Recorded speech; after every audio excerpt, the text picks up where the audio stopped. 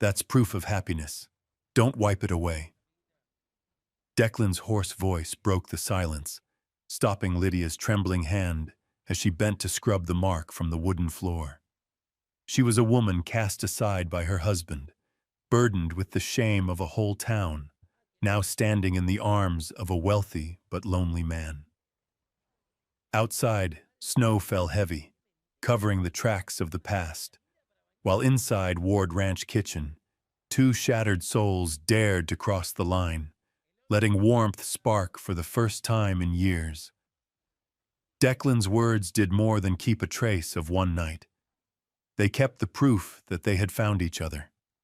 Yet would this fragile flame hold when the past crept closer, and the husband who once abandoned her now returned, demanding back his wife and son? Montana, 1883. Across the land that stretched clear to the horizon, everyone knew the name Declan Ward. Folks said he owned so much pasture a rider could ride sunup to sundown and never reach the end. So many cattle a whole season of branding could not mark them all. Yet strangely enough, it wasn't the numbers that drew respect, but the way he used them. Stories traveled from town to town. A sack of flour left quietly on a widow's porch. A new saddle given to a poor cowboy so he could keep his herd moving.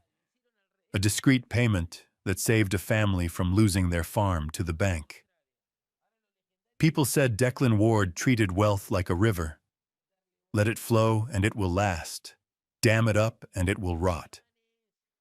Some admired, some envied, and most whispered, "It takes money to live like that." But anyone who had looked into his eyes knew his generosity came not from fortune, but from a way of life. On the other side of that wide canvas stood Lydia Marrow. She had nothing but a patched dress, shoes worn thin, and a frail 4-year-old boy. The day her husband Rourke left, his final words cut deeper than the slamming door. "That child ain't mine." Those words robbed her not only of a husband, but of the last thread of honor she had clung to. For months, Lydia walked the town like a shadow. Whispers followed her every step.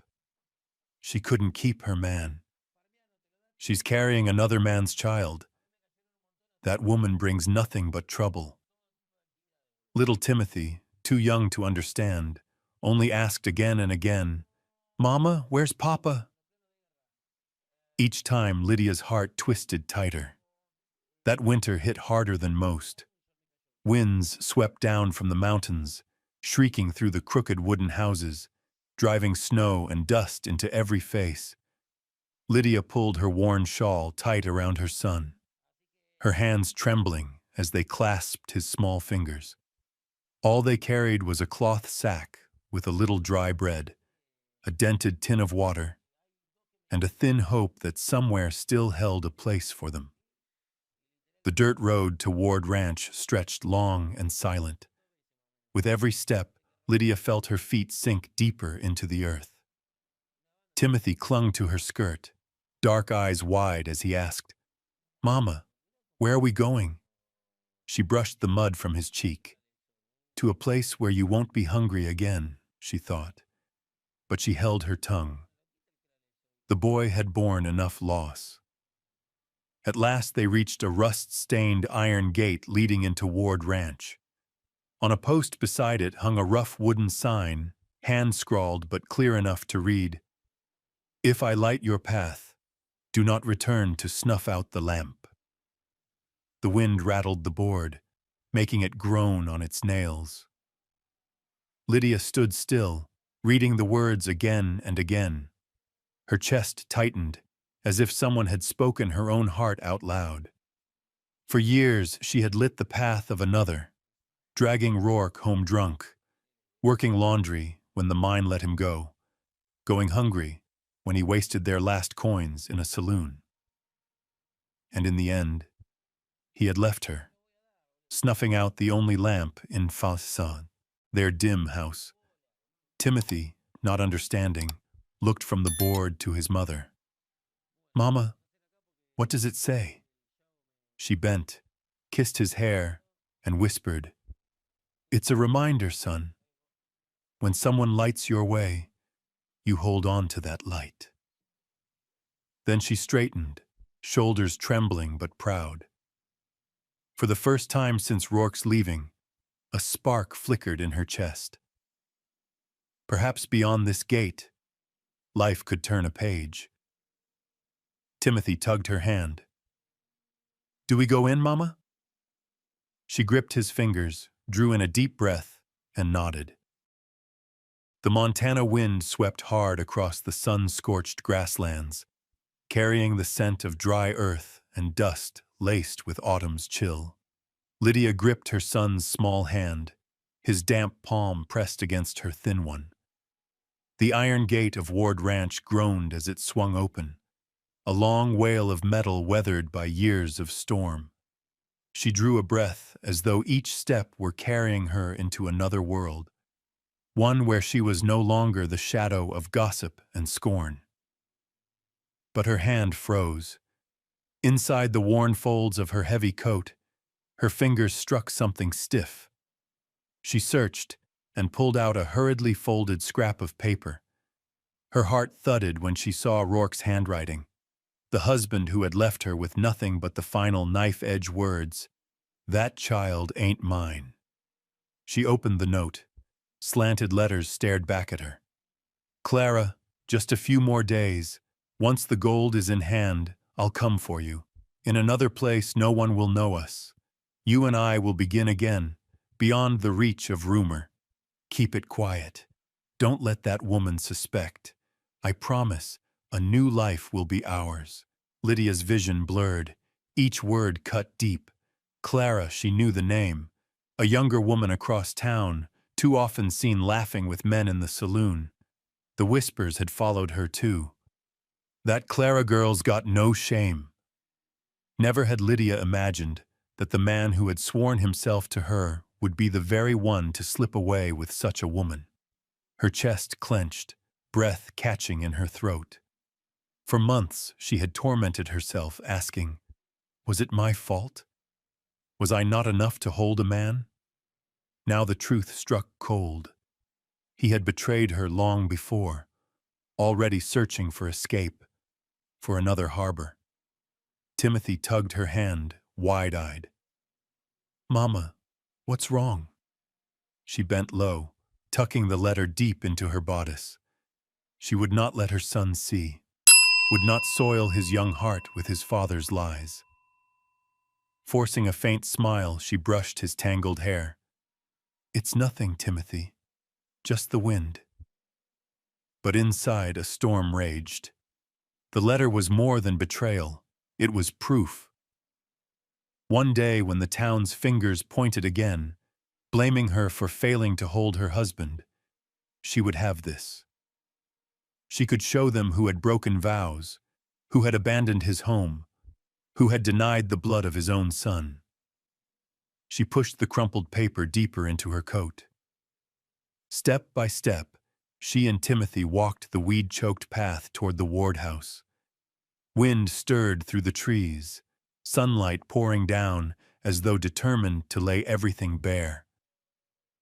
Lydia felt a strange lift inside her chest.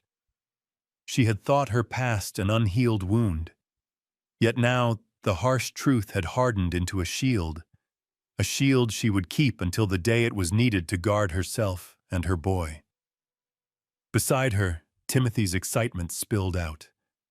"So many cows, Mama," he cried, pointing at the grazing herd, their glossy coats shining in the sun. Lydia smiled, her heart easing. This child, disowned so cruelly, still carried joy, still laughed at the sight of cattle on the range. For him, she would go on. She would bury her hurt deep and keep his smile safe. A gust lifted her loose strands of hair. Lydia tightened her shawl and raised her eyes to the looming house behind the trees. This was where Declan Ward lived, a man of wealth and silence, known to her only through market talk. Some said he was kind, others whispered he was cold and closed off. She didn't know what to believe. She only knew this: he was the lone glimmer left in her darkened life. Inside her coat, the letter burned like a coal against her skin, a reminder that the past would return. But it also sparked a resolve. Never again would she let anyone, least of all Rourke, define her life. Timothy looked up, voice bright. "Mama, is this our new home?" She bent and gathered him close, kissing his brow. "This is where we begin again." And with steadier steps, Lydia walked toward the great wooden door, carrying not only the wound of betrayal, but also a hidden strength. In her chest, the crumpled paper had turned into proof, into a weapon, into a quiet flame to light the road ahead. Montana, 1883. From the snow-capped ranges down to the golden plains, folks spoke the name Declan Ward with a mixture of respect and pity. He was one of the wealthiest men in the territory, the master of Ward Ranch, where the cattle ran so thick a man could spend a lifetime counting and never reach the end. Wealth, land, reputation, everything another man might dream of, he possessed. Yet inside the great wooden house that stood proud on the prairie, there echoed the most painful sound a man can know: emptiness. Declan Ward was 38.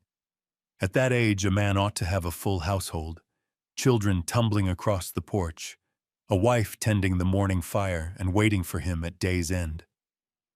For Declan, 38 was only a number weighted with loneliness. His first wife, Isabel, was a well-bred girl from the East. Her eyes were as blue as a summer lake, her smile as gentle as light on water. Declan had once believed the Lord had finally granted him safe harbor. Their wedding was simple but warm, and the early months passed sweet as honey. Isabel spoke often of children to come, of a house filled with laughter. Declan nodded, burying the fear deep in his chest. The fear he could not give her what she longed for. The fear soon became fact. Years passed without news of a child. A doctor's verdict fell like a hammer. Declan Ward was barren. Isabel went quiet for a long spell, and then her gaze began to shift.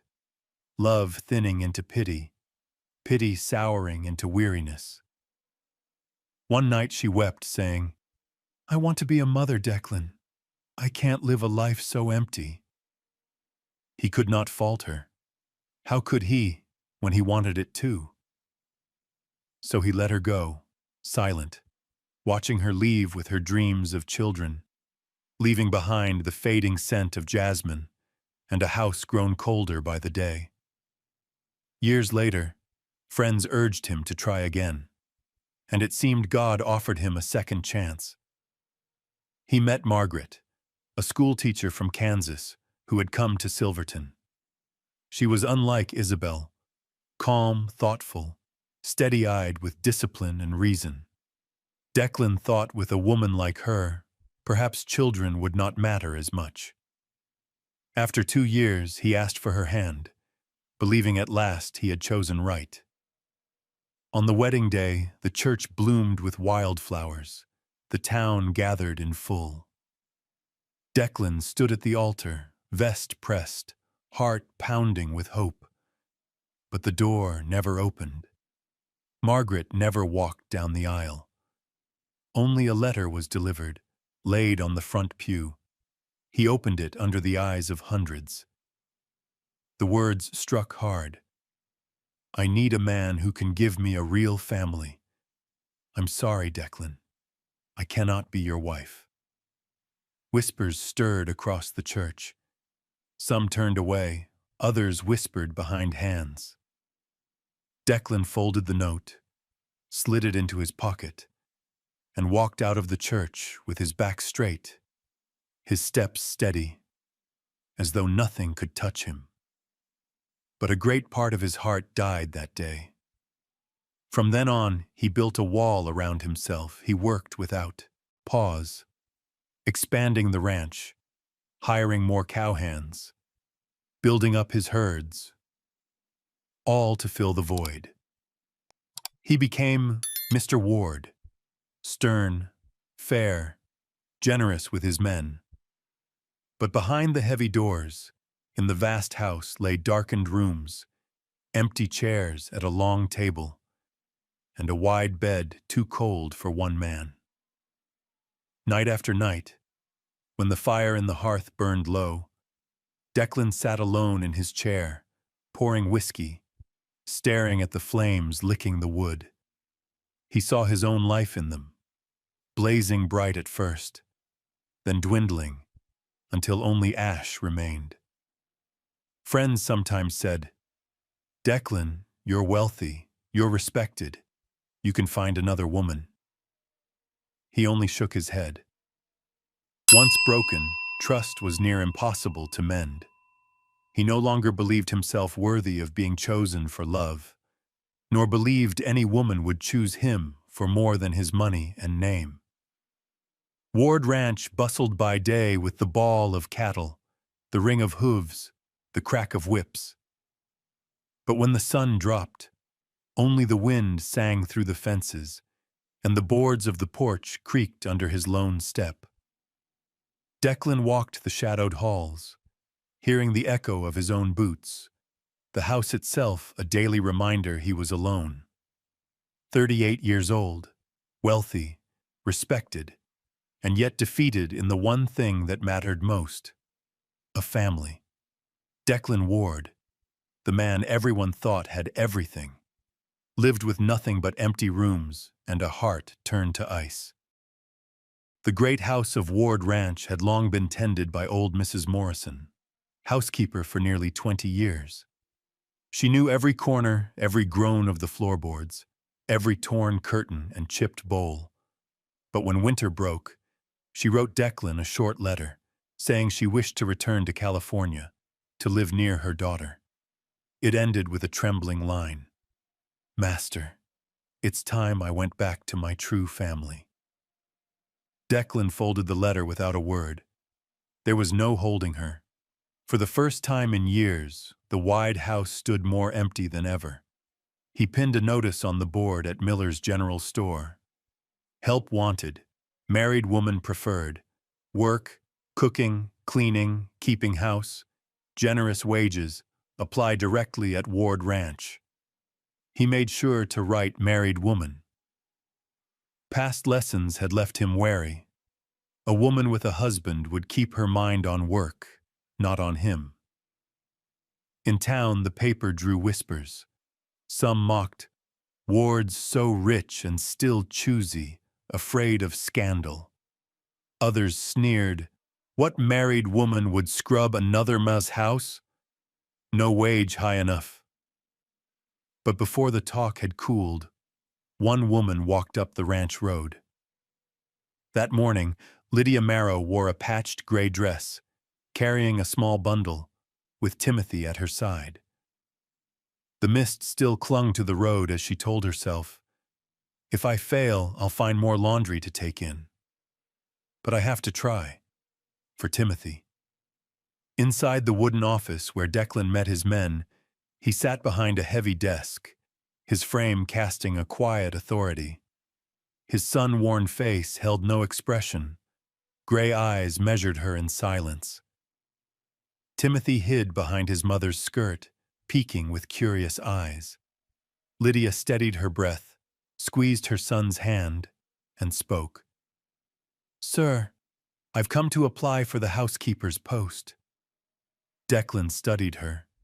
He had heard the stories, that she'd been abandoned while carrying a child, that she was whispered about as a woman who couldn't hold her man, that she lived off pity. But before him stood not a ruined soul. Before him burned a pair of dark eyes, bright with a resilience rarer than most men he knew. He motioned to the chair opposite. "Sit." The exchange was brief. He asked 3 questions. "Do you have a husband?" Her voice wavered but held. "Not divorced, sir. But he's gone. He won't return." Do you have children? 1. Timothy, 4 years old. Can you cook, clean, sew? Since I was 12, I've run a household. My hands are used to it. Declan listened, eyes fixed on her face. At last he nodded. All right. Monday morning. Relief swept through her. It was more than work. It was a lifeline. Timothy smiled, unknowing, while Lydia bowed her head in thanks, swallowing the tears that rose. On her first day, she rose before dawn. Leaving Timothy with her mother, she walked to the ranch. The great house gleamed in the early sun, windows shining blue. Her heart trembled with awe and fear. It was her first step inside such a place, but she vowed to give it her best. Dusting the study, she pulled open a drawer. A small frame tumbled to the floor. She bent to pick it up and froze. The faded photograph showed 2 young men standing shoulder to shoulder, bold in their 20s. One was unmistakably Declan, years younger, his face unmarked by solitude. The other, her breath caught, was Rourke. Her hand shook. The frame slipped back to the boards. Her pulse roared in her ears. Why? Why had Declan once stood beside the man who had destroyed her life? She gathered the photo, set it back. Her chest heaved. Somehow, these 2 men were tied by a past she had never guessed. And now fate had led her straight into the middle of it. In the stillness of the study, Lydia pressed her palm to her breast. Against her skin, hidden in her bodice, Rourke's old letter burned like fire. 2 proofs, letter and photograph, now weighed on her like stones. A secret had taken shape, one she knew would not stay buried forever. But she clenched her hand. Don't falter. Timothy needs a roof. This job must be kept at all costs. So she bent again to her work, scrubbing the floor as if nothing had happened. Yet inside her, a dark door had opened, and Rourke's eyes in that faded photograph seemed to follow her every step in this new house. On her first morning inside the great kitchen of Ward Ranch, Lydia paused. Early light streamed through the tall windows, laying thin golden bars across the worn stone floor. She rested her hand on the broad wooden table, so wide it could seat 10 at a meal. This was not the cramped kitchen she had known before, where the fire sputtered low and shelves stood bare. Here, everything was abundant, yet layered in dust, as though no woman's hand had touched it in years. She began by laying a fire in the stove. The crackle of kindling slowly warmed the room. While the kettle boiled, she scrubbed the table, wiped down the shelves, and arranged the pots in a neat order. Her hands moved with ease, practiced from years of necessity, unfaltering even in a kitchen vast enough to daunt others who had tried before. Timothy sat in the corner, playing with a scrap of wood he had found outside. Each time his laughter rose, Lydia turned her head, watching with a tenderness edged by wariness, as if afraid someone might yet take him from her. Declan Ward passed the doorway on his way to the stables and stopped. In the morning light, Lydia bent over a blackened pot, hair tied loosely at her nape, her face calm though damp with sweat. He watched in silence. To him, women in this house had always been shadows, arriving, leaving emptiness behind. But this woman, thin and quiet, carried a different weight. It was not a lure, nor any coy invitation. It was endurance, the kind he had seen only in those who lived hard on the frontier, where survival itself was earned through stubborn will. After breakfast, Lydia cleared the table, washed the dishes, and took Timothy into the yard. From the porch, Declan saw her mending his small coat, stitching a frayed elbow with slow, steady care. The boy leaned close, watching his mother's hand, eyes full of trust. Such small moments struck Declan deeply. He remembered the talk that circled her in town. A woman cast off, a child not her husband's, trouble that follows like a shadow. Yet here she was, shielding her son Sauce with all she had. Gossip meant nothing against the sight before him. In the days that followed, Declan noticed more. He saw how she never let Timothy eat last, always setting aside the best piece for him. He saw how she endured the whispers at the market, with only a tight smile, holding her boy's hand and walking on. He saw her shiver in the cold winds, yet open her coat to wrap it around her son. Patience like that stirred something inside him, though he told no one, not even himself. Some nights, when he sat in his office, he could hear Timothy's small laugh carry from the kitchen, where Lydia hummed him to sleep. With his glass of whiskey forgotten halfway, he realized the great house was no longer so silent. One afternoon, returning from the range, Declan drew rein at the porch and saw Lydia hauling water from the well. Sweat traced her brow, but her eyes held steady as Timothy trotted beside her, waving a stick like it were a horse. She laughed, weary yet unbroken. Declan stepped forward to help but stopped short. He did not see weakness that needed saving, but strength, a mother's strength. In the light of dusk, he thought, this woman is nothing like what I was told. That night, after the dishes were cleaned and the pots stacked away, Lydia found a folded handkerchief lying on the kitchen table. New, unused, placed without a word. She knew it was his. Such a small gift, without flourish, and her vision blurred at the edges. How long had it been since anyone had offered her such quiet regard? She pressed the cloth tight, warmth and fear mingling inside her. Kindness could so easily be twisted into something else by the world. Yet here, in these walls, she felt something she had thought lost. The sense of being seen. From the office doorway, Declan glimpsed her slip the handkerchief into her pocket, then stoop to kiss Timothy's brow. He turned away, hiding the faint smile that touched a face too used to sternness. Inside him, a seed had stirred, one he had believed long dead. Late afternoon light spilled across the Montana prairie like shards of broken gold, clinging to the far ridges. Lydia had just finished dusting the shelves in Declan's office when a folded newspaper slipped from between the pages of an old ledger and dropped to the floor. She bent to replace it, then froze. A faint photograph on the page caught her eye, and her hand began to tremble. In the grainy black and white print, Rourke appeared transformed. The man who once swore never to leave her now stood draped in fine clothes, a polished hat set just so, a broad and self-satisfied grin across his face.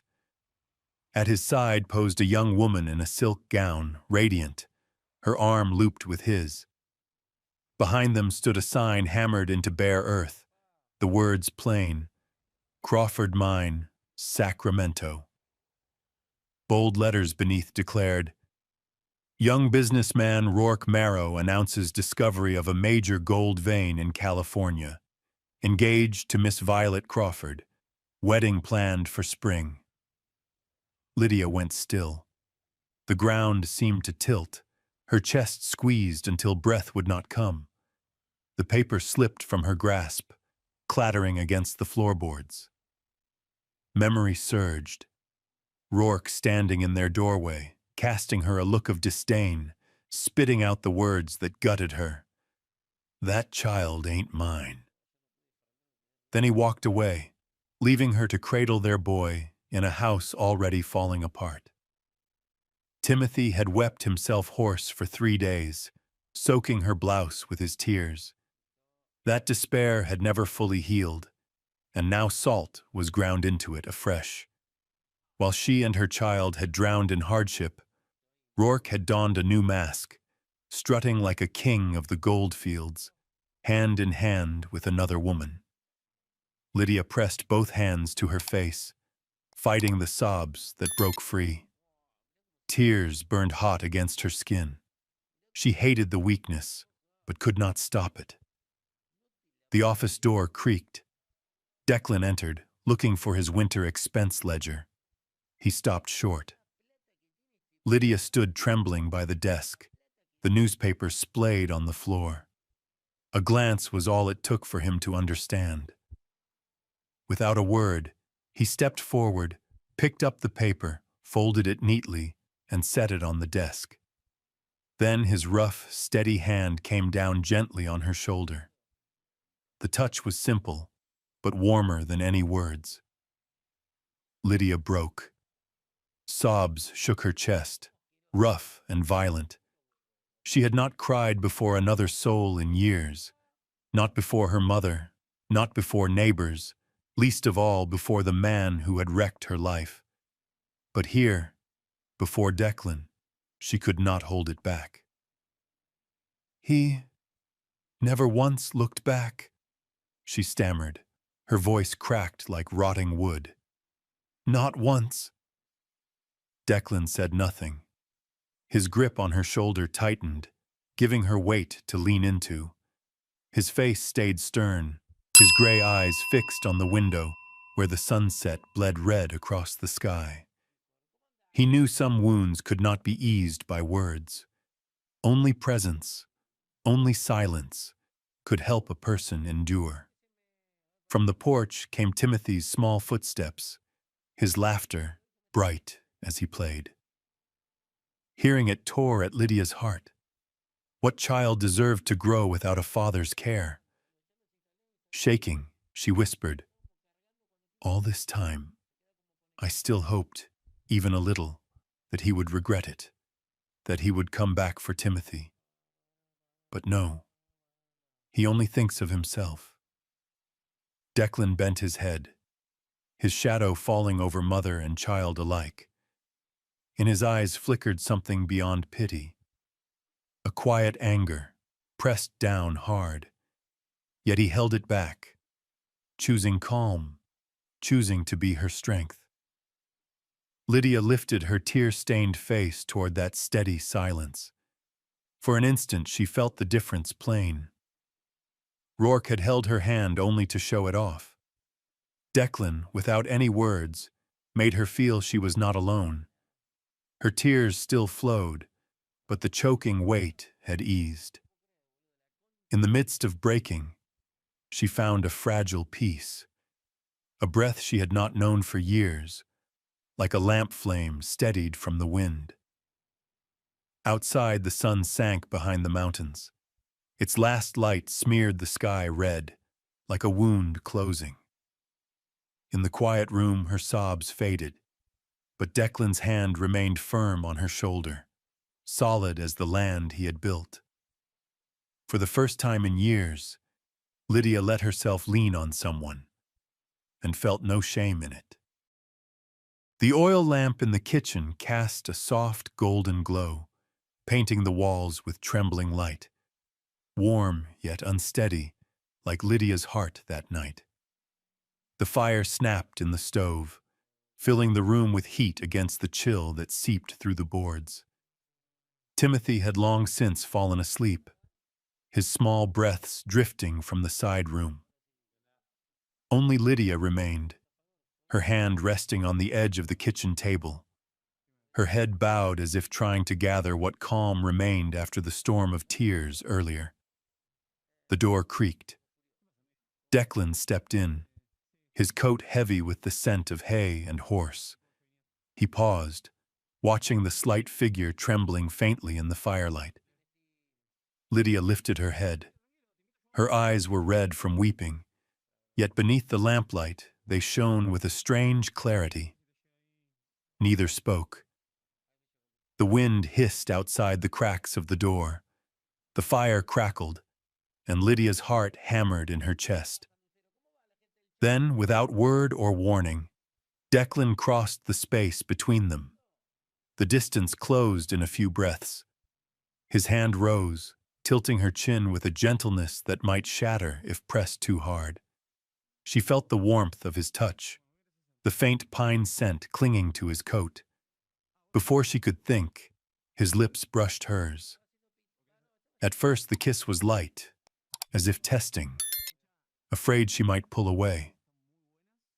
But Lydia did not.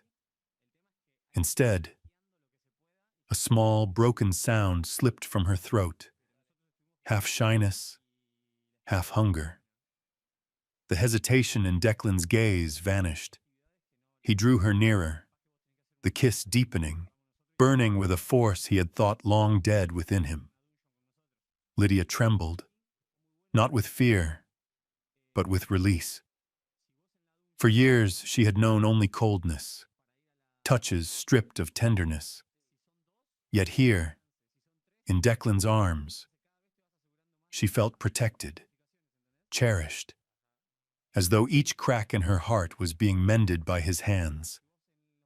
She answered him, hesitant at first, then fierce, her palms pressed to his chest, feeling the pounding beneath the wool. In the lamp's glow, two broken lives met not in vows or promises, but in raw truth. Both longed for a place to belong. Declan paused, his forehead resting against hers, breath hot and tangled, gray eyes asking silently if he might go further. Lydia tilted her face, letting her lips find his again. The fire roared brighter, throwing their shadows long across the wall. He held her tight, as if afraid she might vanish, while her arms wrapped around his back, her fingers clutching his coat. Heat flooded through her, yet for the first time there was no shame. This was love's touch, not possession. They sank onto the bench beside the table, mouths meeting again and again, each kiss more urgent than the last. Declan's strength was tempered by care, fierce yet tender, like a river breaking free of winter's ice. Lydia answered with a rush she had not known she carried. For a while the world outside ceased to exist. Gossip, fear, Rourke's bitter words, all dissolved into the golden light, into quickened breath, into two souls daring to open. When at last the storm ebbed, Lydia rested her head against Declan's chest, listening to the steady beat of his heart. His arms enclosed her, saying nothing, letting the silence serve as the gentlest covering. Her eyes still brimmed, but the tears no longer carried despair. They were born of something new, a flame lit within her, the proof that she was wanted, not for duty nor desire alone, but for herself. Outside, wind swept the fields, carrying the scent of hay and early snow. Inside, the lamp burned steady, revealing two figures bound together in its glow.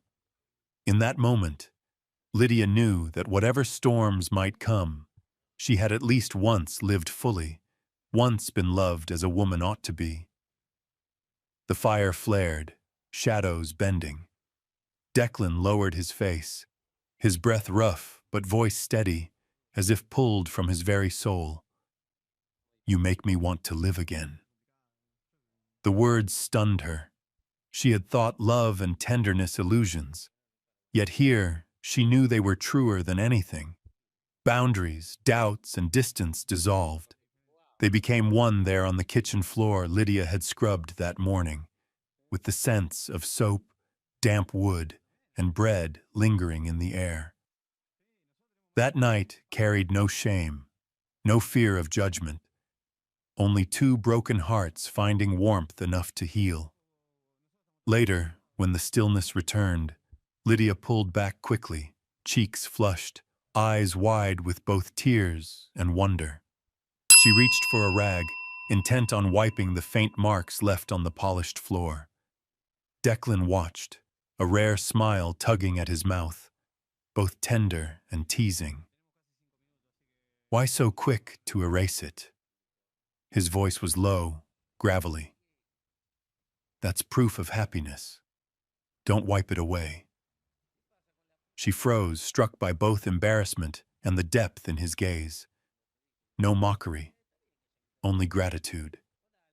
For the first time in years, Lydia laughed, a small, freed laugh, but real.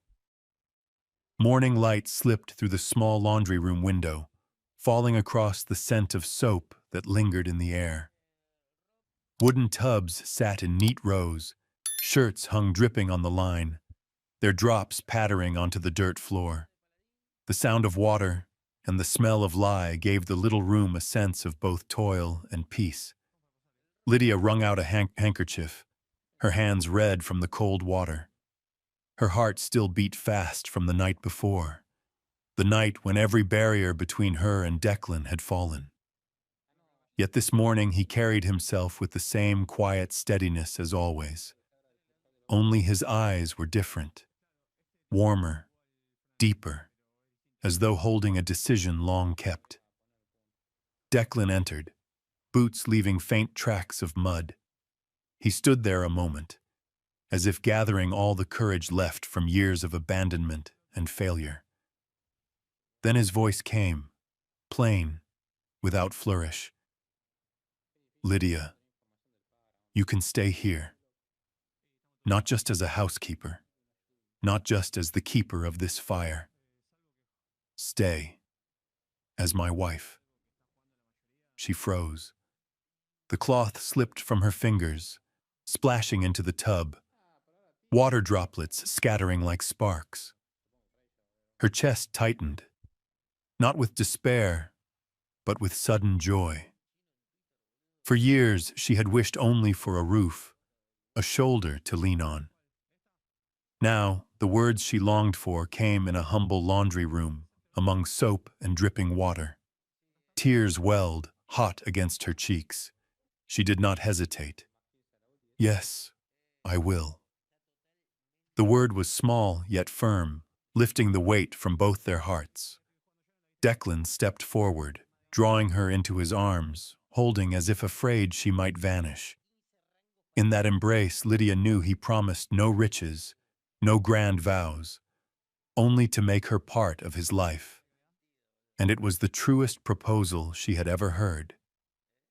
Then he pulled back, eyes solemn, as though about to bare an old scar. Lydia, there's something you must know before we bind ourselves. I cannot father children. A doctor told me long ago. That is why the women before me left. She met his gaze, steady though shadowed with fear. The fear of being cast off once more, of hope dashed just as it bloomed. Placing her hand over his chest, she felt the hurried thrum of his heart. I don't need more children, Declan, she whispered. I only need love. His shoulders trembled, as if a stone long pressed on him had been lifted away. He bent, resting his forehead against hers, gray eyes shining with relief. You've saved me, Lydia, he murmured. Saved me from the shell I've lived in all these years. In that small laundry room, where only water and soap usually lingered, a silent vow took root, simpler and stronger than gold rings or white gowns. They stood there, holding to each other, believing this was the beginning of a new life. Outside, autumn wind swept the fields, carrying the scent of earth and grass, like a hymn of blessing. But the joy was cut short. Hooves thundered in the yard. The kitchen door flew open, and a young cowboy, dust-streaked and breathless, clutched a crumpled envelope. Mr. Ward, a letter from the town office. Urgent. Declan took it, breaking the seal under the dim lamp. The print was stark, a debt note, enormous enough to tilt a ranch, and the name written as debtor, Rourke Marrow. The guarantor's signature, bold from years past, was Declan Ward. Lydia's hands went cold. Her fresh tears of joy had not yet dried, and now a new shadow stretched across them both. Declan folded the paper, his face rigid, but in his eyes a storm began to gather. Another secret, another old bond, had returned, and it threatened not only the ranch, but the fragile happiness they had just begun to claim. That noon, the sun poured down on Silverton like a sheet of fire, raising a golden haze of dust over the main street. Hoofbeats thundered from afar, steady, insistent, slowing only as a mounted procession entered town. At its head rode a figure no one expected to see again: Rourke Marrow. The man who had once abandoned his wife and child in a sagging shack now returned in a guise unrecognizable. A black velvet coat trimmed in silver thread, a wide-brimmed felt hat of fine make, polished boots untouched by prairie dust.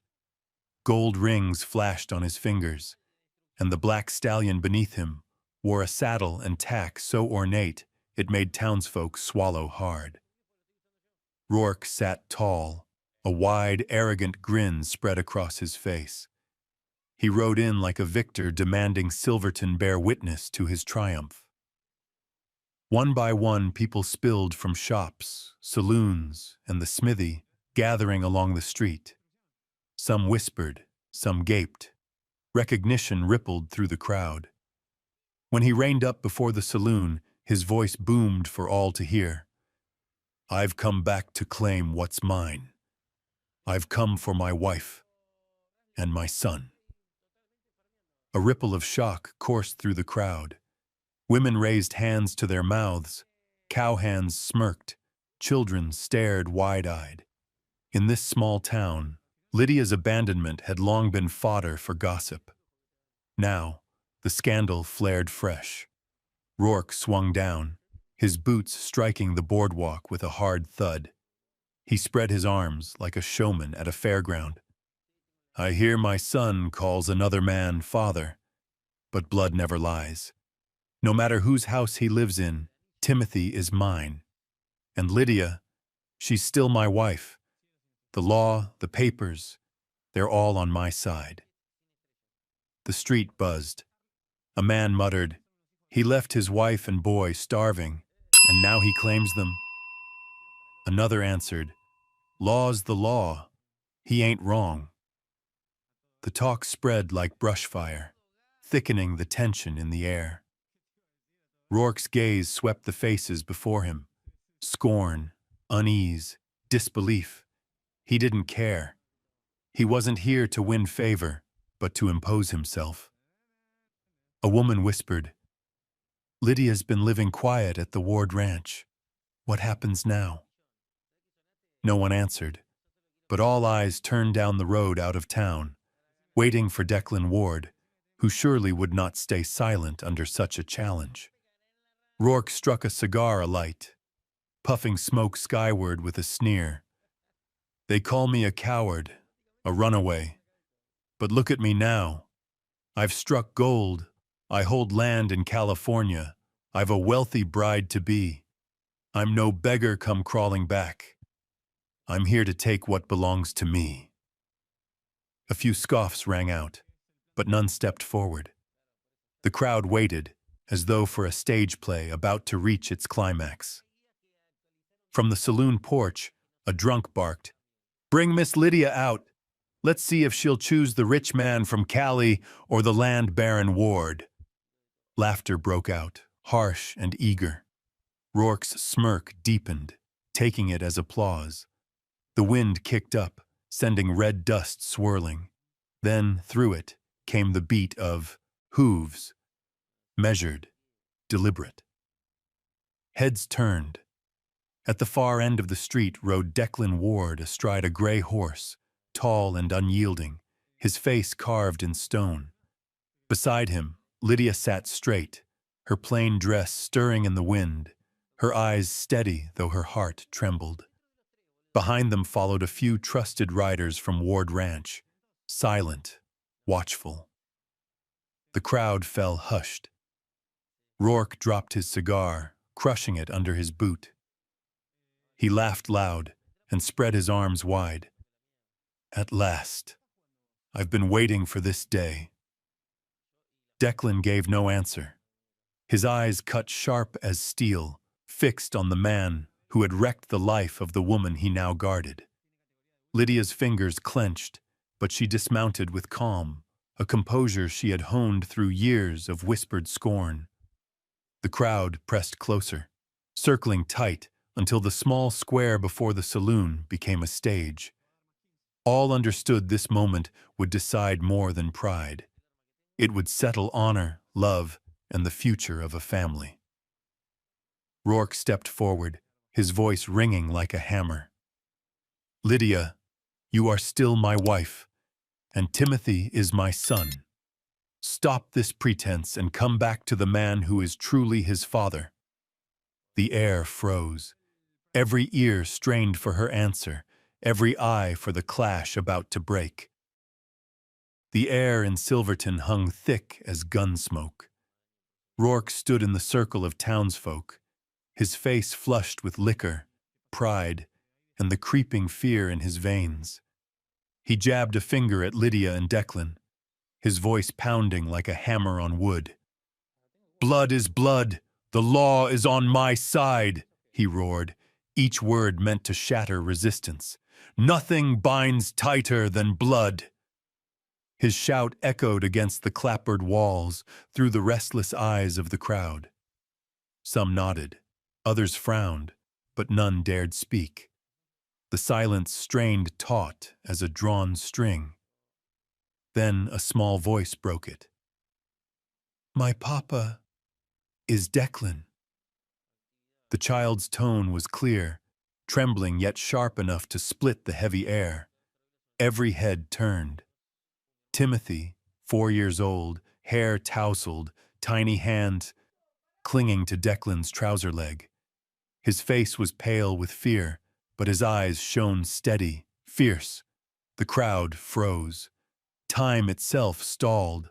Rourke gaped, his mouth working without sound. The boy stared back, then pressed closer to Declan's side, his voice rising, firmer this time. My papa is Declan. The innocence, the truth rang like a Sunday bell shattering the hush of dawn. For a heartbeat, silence held. Then laughter burst from one corner, spread, and rolled like thunder. You hear that, Rourke? The boy won't even claim you. A cowboy chuckled darkly. Papa Declan, now that's rich, cackled a seamstress, delight in her eyes.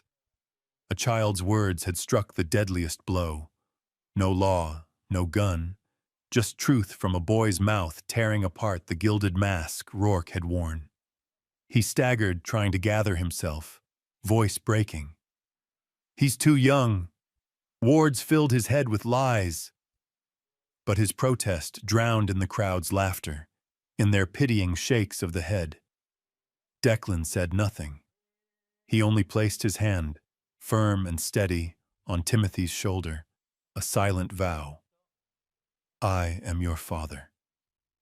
Behind them, Lydia pressed her hands to her chest, tears brimming, not of shame but of pride and release. Her son had spoken the truth she had long prayed to hear. The murmur had barely quieted when another voice rose, low, deliberate, weighty. Mr. Rourke Marrow. Town lawyer Harris stepped forward, a sheaf of papers in hand. If you want to talk about law, then hear what the law says of you. The crowd hushed. Harris opened the documents, reading in steady tones. The Court of California has issued notice. You are under investigation for mining fraud, forged papers used to cheat investors. There are claims, witnesses, and proof. If you return, you will likely face trial. A collective gasp swelled. Faces turned, no longer curious, but contemptuous. Rourke's skin went pale, veins throbbing at his temple. He stammered, "Lies! All of it! Lies!" But Harris raised the stamped paper high, the red seal glinting. "This is official, and I am bound to read it before Silverton." Laughter erupted again, sharper, harsher. The blacksmith slammed his hammer down, voice booming. So the California gold wasn't gold at all, just trickery. The baker's wife clicked her tongue. No wonder he came crawling back for his wife and boy. Shut out over there. He needs something here.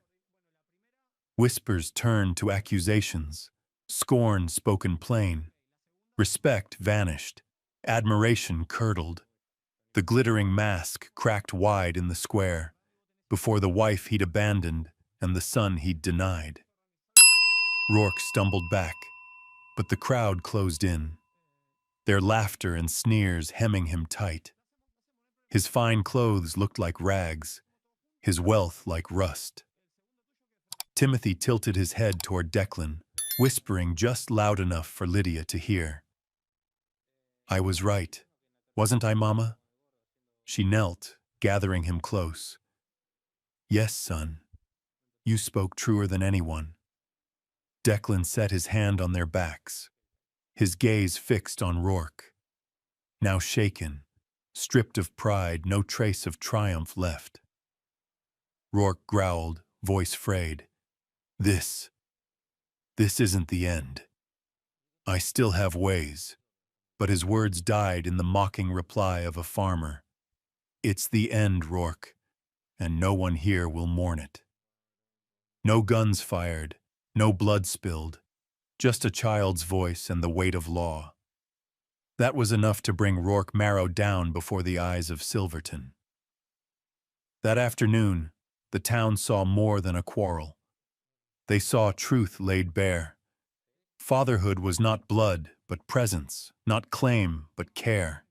And a liar, draped in gold, could never take back what he himself had thrown away. Snow had begun falling the night before, laying white over rooftops, fences, and the dirt road leading into Silverton.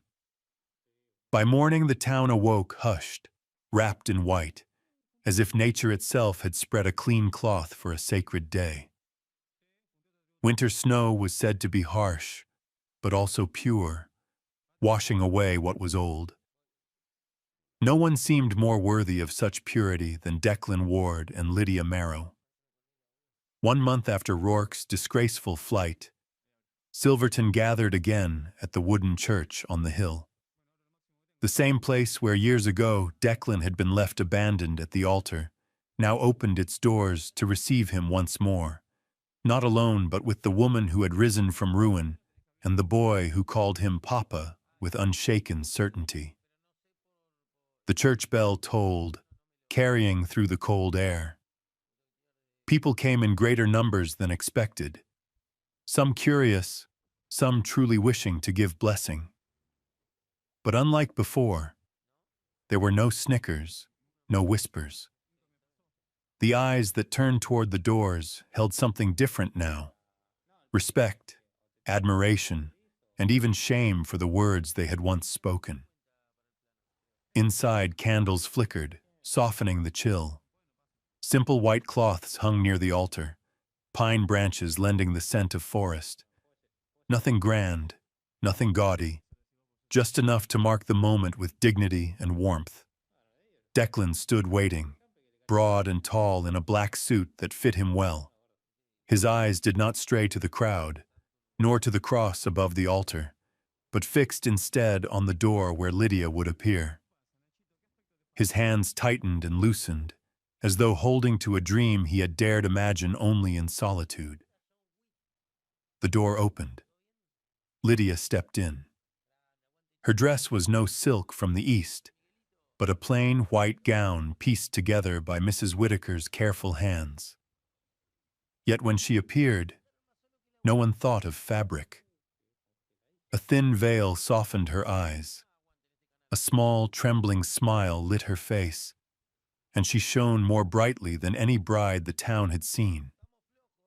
Beside her walked Timothy, solemn in his little suit, his hair combed neat, his seriousness almost comical.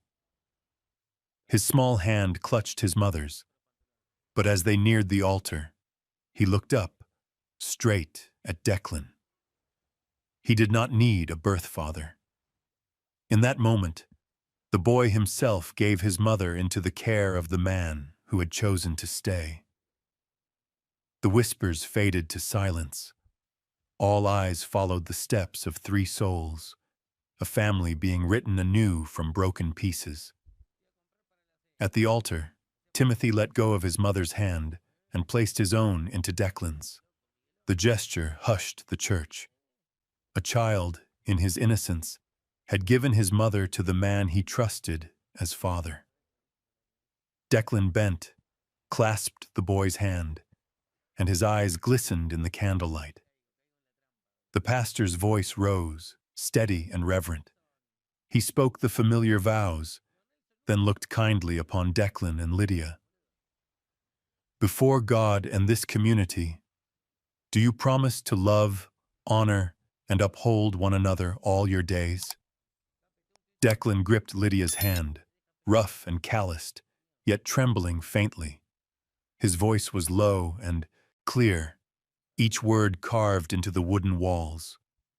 "I promise. Whether snow blankets the plains or sun scorches the earth, I will choose you day after day." Lydia bit her lip, tears spilling, but her chin lifted. Her voice shook, yet carried strength. "I promise. Not for duty, not for bread, but for love. I choose to remain with you and this home forever." The church held its breath. A few hands lifted to brush tears. Then the pastor declared, "I pronounce you husband and wife, bound by love and grace." The bell rang again, no longer mournful as in years past, but pealing like a triumph. Timothy gave a small cheer, flinging his arms around Declan. The man who had once believed he would walk alone forever bent low, lifting the boy high. Applause broke through the wooden rafters, spilling out the door, mingling with wind and snow. Outside, Silverton seemed changed. Folks pressed forward to shake hands, to offer blessings, even to send bread and meat for the simple feast. Those who once scorned Lydia now avoided her eyes, then gave small nods, quiet acknowledgments of their wrongs. Declan stood on the church steps, one arm around Lydia, the other holding Timothy. The wind caught her veil, baring her flushed cheeks. He leaned down and kissed her forehead, not with flourish, but with the plainest affection, and it was enough to make the crowd cheer. In the falling snow, no one thought of Rourke's shadow. What remained was a man once broken, now restored, a woman once abandoned, now chosen, and a child who had found his home.